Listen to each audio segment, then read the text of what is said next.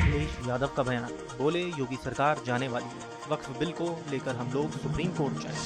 फर्जी एनकाउंटर में लोगों को मारा जा रहा है, कानून व्यवस्था पूरी तरह से ध्वस्त है। 2027 चुनाव में बीजेपी पूरी तरह से साफ हो जाएगी। हापुड़ में दिल्ली के सीएम के खिलाफ प्रदर्शन। रेखा गुप्ता के खिलाफ सपा कार्यकर्ताओं का प्रदर्शन। अखिलेश यादव पर टिप्पणी को लेकर भारी आक्रोश। पुलिस की मौजूदगी में रेखा गुप्ता का पुतला फूंका गया। पुलिस ने कार्यकर्ताओं से जलता हुआ पुतला छीना। राज्यपाल के नाम हापुड़ तहसीलदार को सौंपा गया ज्ञापन। हापुड़ तहसील चौराहे पर सपा कार्यकर्ताओं ने फूंका पुतला। सांसद जियाउर रहमान बर्क ने दर्ज कराया बयान। 3 घंटे की पूछताछ के बाद बयान लेकर निकले। पूछताछ के बाद कोतवाली से सांसद रवाना। एसआईटी की पूछताछ को लेकर नहीं दिया कोई बयान। हिंसा मामले में एसआईटी ने सांसद से पूछताछ की। सांसद ने कहा, एसआईटी ने सवाल किया, मैंने जवाब दिया। जांच में पूरा सहयोग करते रहेंगे। नठासा कोतवाली में सपा सांसद से हुई थी पूछताछ। यूपी सरकार में मंत्री कपिल देव अग्रवाल का बयान। संघ प्रमुख का बयान देश की एकता के लिए है। भारत माता की जय बोलने में किसको आपत्ति होती है, देश के बाहर चले जाए। रामलीला के खिलाफ महासंग्राम यात्रा। पुलिस ने प्रदर्शनकारियों को इको गार्डन भेजा। प्रदर्शन कर रहे लोगों को बसों में भरकर भेजा गया इको गार्डन। महासंग्राम यात्रा में 36 संगठन कर रहे हैं विरोध। कैबिनेट बैठक से पहले मंत्री जयवीर सिंह का बयान।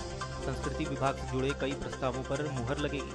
दिल्ली सीएम के अखिलेश यादव पर दिए बयान पर बोले, किसी को भी असंसदीय भाषा का प्रयोग नहीं करना चाहिए। भाजपा को ज्यादा चंदा मिलने पर बोले जयवीर सिंह, लोग चंदा उसी पार्टी को देते हैं जिस पर विश्वास होता है। विवादित शाही जामा मस्जिद का नाम बदला। एएसआई ने बनवाया अपने विभाग का नए नाम का बोर्ड। एएसआई के दस्तावेजों में मस्जिद का नाम अब जुमा मस्जिद। एएसआई जल्द लगवा सकता है जुमा मस्जिद के नाम का बोर्ड। एएसआई द्वारा बनवाए नए बोर्ड का रंग होगा नीला। अब नया बोर्ड लगने से मस्जिद दिखेगा एएसआई संरक्षित इमारत। एलपीजी सिलेंडर की कीमत में बढ़ोतरी पर बोले सपा सांसद अवधेश प्रसाद। कहा, इस महंगाई और परेशानी में ये देश के लोगों पर बोझ है। ये महिलाओं के लिए और परेशानी बढ़ाने वाला है। मैं मांग करता हूं कि बढ़ती हुई महंगाई को देखते हुए केंद्र सरकार इस फैसले को तत्काल वापस ले। भाजपा सांसद सुधांशु त्रिवेदी ने राहुल गांधी पर साधा निशाना। बोले, राहुल गांधी जी भारतीय राजनीति के युवा नेता हैं। उन्होंने अपने बयान में कहा था कि भारत का संविधान सिर्फ 1947 में नहीं लिखा गया था। राहुल गांधी को नहीं पता कि भारत का संविधान 26 नवंबर 1949 को लिखकर तैयार किया गया था। इसलिए प्रधानमंत्री नरेंद्र मोदी ने 26 नवंबर को संविधान दिवस मनाया है। ऐसे गुमराह युवाओं को समझाने के लिए संविधान दिवस की जरूरत थी। कांग्रेस ने संविधान दिवस का स्वागत नहीं किया और अप्रत्यक्ष रूप से इसका विरोध किया। विधानसभा में हंगामे पर बोले मंत्री ओम प्रकाश राजभर। कहा, इसका कोई मतलब नहीं। गरीब मुसलमानों के हित के लिए ये कानून है। जो मजबूत मुसलमान हैं, जो गरीबों का हक लूटते हैं, वही इसका विरोध कर रहे हैं। उत्तर प्रदेश के उप मुख्यमंत्री ब्रजेश पाठक का बयान। बोले, आज 14 अलग अलग प्रस्तावों पर चर्चा हुई और यह हमारी प्रतिबद्धता है कि हम इसे जल्द से जल्द करेंगे। इन 8 वर्षों में राज्य का बुनियादी ढांचा नंबर 1 बन गया है। आज प्रदेश के चतुर्मुखी विकास को लेकर महत्वपूर्ण विषयों पर चर्चा हुई। जेपीसी के अध्यक्ष और भाजपा सांसद जगदम्बिका पाल का बयान। ये असंवैधानिक है। केंद्र सरकार द्वारा बनाए गए कानून की कॉपी फाड़ना जनता का अपमान है। टीडीपी-एनसी में तुष्टीकरण की राजनीति करने के लिए होड़ लगी रहती है। लोग सुप्रीम कोर्ट गए हैं, वहां भी याचिका दाखिल करने की होड़ लगी हुई है।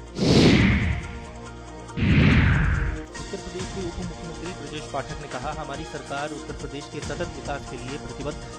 उत्तर प्रदेश पूरे देश में विकास के मामले में नंबर 1 राज्य बनने की ओर तेजी से आगे बढ़ रहा है। कानून व्यवस्था की स्थिति में सुधार के कारण लोगों को हमारी सरकार पर भरोसा बढ़ा है। हम लोगों को ओडीओपी से जोड़ने में सफल हुए हैं। आज हम विभिन्न प्रस्तावों पर चर्चा करेंगे। अमेरिकी टैरिफ पर बोले कांग्रेस सांसद राजीव शुक्ला। कहा, अर्थव्यवस्था गलत मोड़ पर जा चुकी है। हम पहले भी कह रहे थे कि अगर इस अर्थव्यवस्था को नहीं संभाला गया तो इसका भारतीय व्यापार पर बहुत बड़ा असर पड़ेगा। रोजगार के अवसर बहुत कम हो जाएंगे। अर्थव्यवस्था को मजबूत करना बहुत जरूरी है।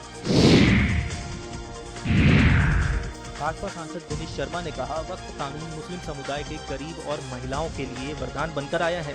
मुस्लिम समुदाय में 80% यही लोग हैं। ये मुस्लिम राजनीति का एक टर्निंग पॉइंट है। वक्फ संशोधन अधिनियम 2025 पर उप मुख्यमंत्री केशव प्रसाद मौर्य ने कहा, इस बिल का पास होना भारत के इतिहास का, भारत के संसद का महत्वपूर्ण कार्य रहा है। उसमें से एक काम है पीएम मोदी के नेतृत्व में इस बिल के पास होने पर मैं सभी को बहुत बधाई देता हूँ। इस बिल में देश के करीब मुसलमानों का भला होगा। अब तुष्टीकरण करने वालों के दिन आ गए और आने वाला समय भी भाजपा का है।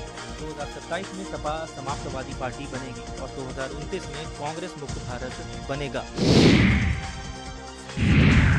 World audio visual and entertainment summit 2025 में बोले केंद्रीय मंत्री अश्विनी वैष्णव। कहा, देश में एक बहुत मजबूत क्रिएटर इकोनॉमी बन रही है क्योंकि डिजिटल इंडिया के कारण देश के कोने कोने में डिजिटल तकनीक की पहुंच बनी है। इसकी वजह से छोटे गांव में भी युवाओं को अवसर मिल रहे हैं। गुप्ता ने शालीमार गांव का चौक बहुत भीड़ भाड़ वाला हुआ करता था। हमने उस पूरी सड़क को साफ करा दिया है ताकि वहां कोई ट्रैफिक समस्या ना हो। हमने ये सड़क उन रेड़ी वालों को दे दी है जो वहां अपनी दुकानें लगाते थे ताकि वे यहां अपनी रेड़ी लगा सकें। हम इस सड़क को विकसित करके उन्हें दे देंगे। शैलेश कुमार पांडे के निर्देशन में हुई बड़ी कार्रवाई। सोशल मीडिया के जरिए ठगी करने वाला था अरेस्ट। इंस्टाग्राम पर ऑडी कार्ड अकाउंट बनाकर करता था ठगी। 100 से अधिक लोगों को बना चुका है शिकार। गाड़ियों को महंगे रेंट पर लगवाने का झांसा देकर करता था ठगी। रेंट के बहाने गाड़ियों को लेकर रख देता था गिरवी। गैंग लीडर वरुण बंसल को पुलिस ने किया अरेस्ट। 1 करोड़ कीमत की 7 गाड़ियां हुई बरामद।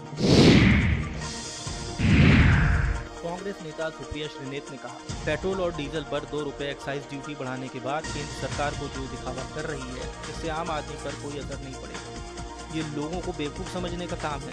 आज कच्चा तेल $60 प्रति बैरल का है, जबकि 1 साल पहले ये $86 प्रति बैरल था। लेकिन क्या इससे लोगों का पेट्रोल और डीजल सस्ता हुआ? नहीं हुआ। तो सरकार लोगों को मूर्ख समझना बंद कर दे। भारतीय क्रिकेटर केदार जाधव भारतीय जनता पार्टी में हुए शामिल। मुंबई में महाराष्ट्र के मंत्री और राज्य भाजपा प्रमुख चंद्रशेखर बावनकुले की उपस्थिति में ली भाजपा की सदस्यता। आरजेडी नेता तेजस्वी यादव का बयान, महंगाई चरम पर है, सरकार केवल अमीरों की सरकार है, गरीबों की नहीं। वे मुद्दों पर बात करते ही नहीं।